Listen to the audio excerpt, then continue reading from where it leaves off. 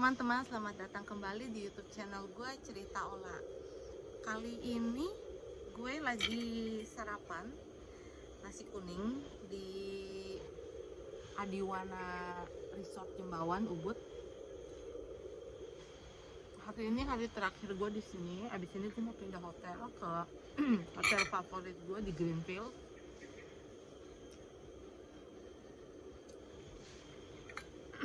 Nah, di kesempatan kali ini ya, mungkin gue mau cerita-cerita aja sedikit tentang mencari kebahagiaan.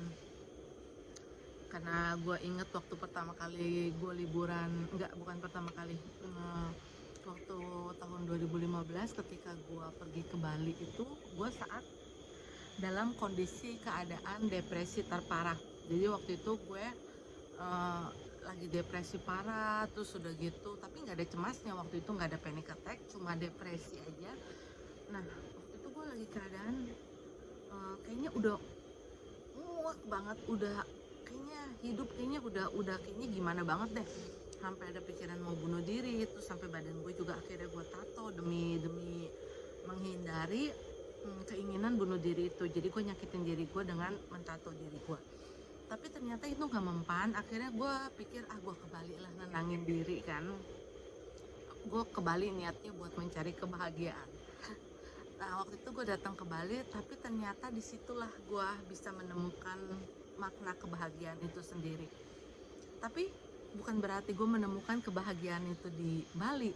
Justru ketika di Bali itu gue malah mikir, kok gue makin hampa ya di Bali ya, kok gue malah makin sedih, kok gue jadi inget anak gue. Ngapain gue jauh-jauh ke Bali buat mencari kebahagiaan? Akhirnya gue diem di kolam renang, duduk ya kan, berpikir lagi. Gue sambil nangis, sambil kacau.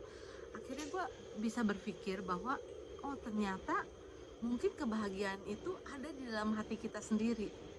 Jadi kebahagiaan itu bukan di jauh-jauh. Kita kadang nyari kan kebahagiaan ke sana ke sini. Ternyata kebahagiaan itu adalah bukan bentuk, bukan satu hal.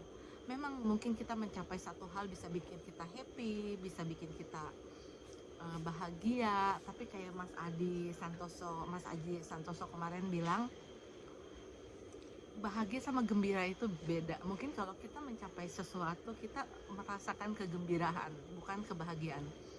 Nah, sebenarnya kebahagiaan itu adalah di dalam hati kita sendiri. Itu memang benar. 2015 gue mikir begitu.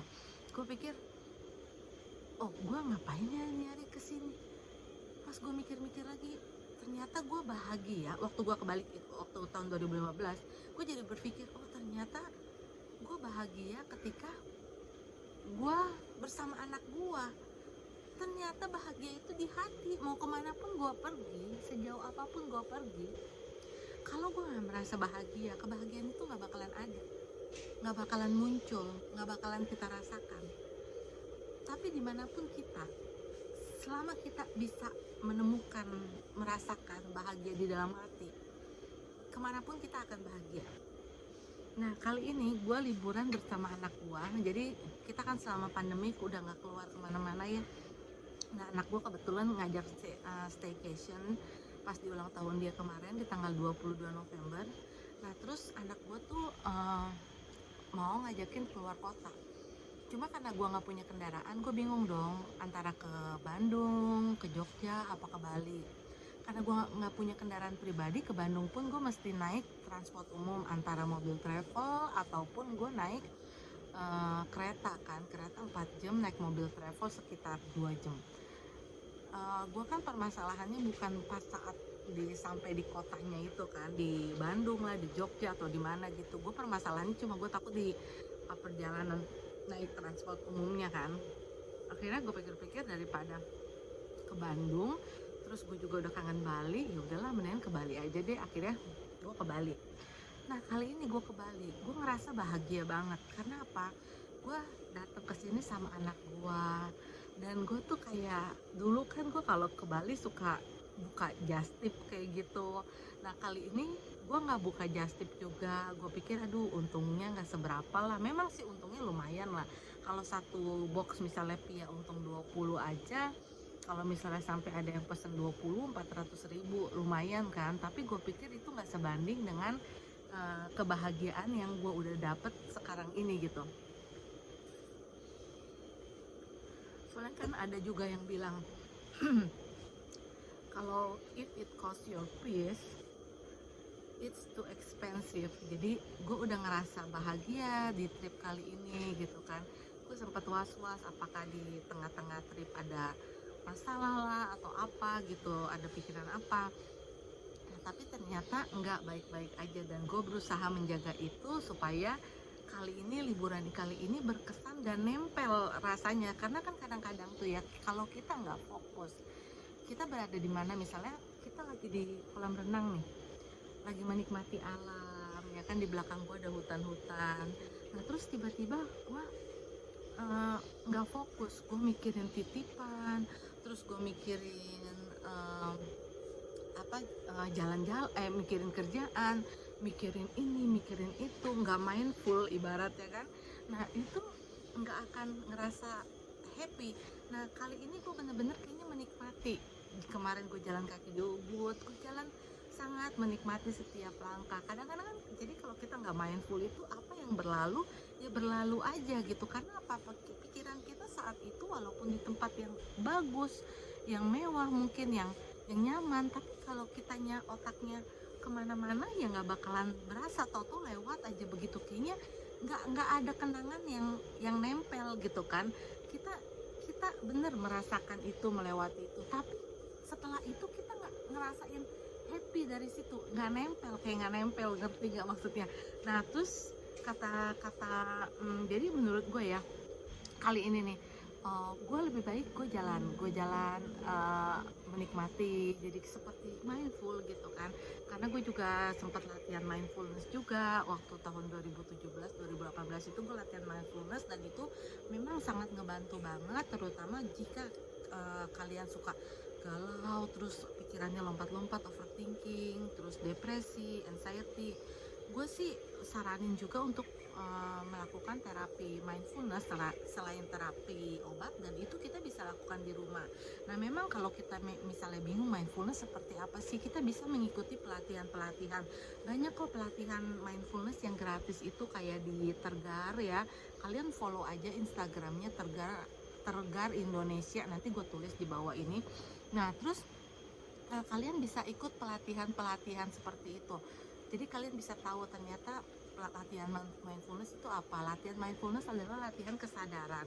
Jadi awalnya kita latihan pakai nafas gitu kan, jadi kita menyadari nafas itu.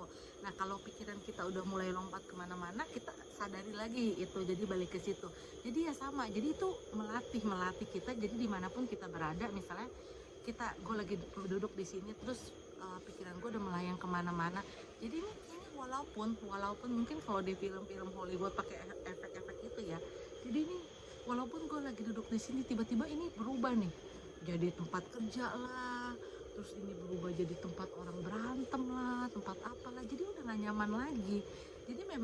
Jadi mindfulness itu melatih kita untuk kembali kesadaran di mana kita berada, apa yang sedang kita lihat, apa yang sedang kita rasakan, apa yang sedang kita makan, itu kita bisa rasakan. Itu kan jadi kita bisa merasakan ya enak gitu kan, nyaman. Karena itu latihan sih yang gue anggap perlu juga. Jadi ya itulah, gue sedikit cerita aja tadi gimana gue akhirnya bisa mengerti bahwa kalau kebahagiaan itu ternyata ada di dalam hati kita sendiri. Karena waktu tahun 2015 gue ke Bali sendiri, waktu itu gue niatnya untuk kabur dari masalah, gue pergi, ternyata bukan. Jadi kalau jalan-jalan itu gue sekarang mikirnya, ya gue nggak tahu ya kalian gimana, kalau gue mikirnya kalau gue jalan-jalan sekarang hanya untuk relaxing, ngecharge tubuh lagi, ngecharge energi kita, ngecharge otak kita, biar kita kembali fresh lagi setelah pulang dari liburan.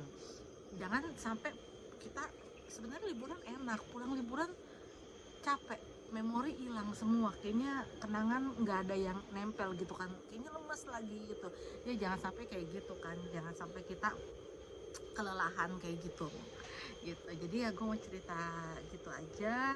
Jadi kalau kalian misalnya mau jalan Coba kalian nikmati aja gitu kan. Waktunya mikirin kerjaan ya ada waktunya, jangan sampai kalian tuh lagi happy mikirin kerjaan ini itu ya, bagus sih mikirin kerjaan, tapi ada saatnya kalian untuk merasakan saat ini, present moment. Jadi kalian tetap uh, menikmati saat-saat ini kayak gitu. Oke teman-teman, terima kasih. Gue mau sarapan dulu. Bye bye.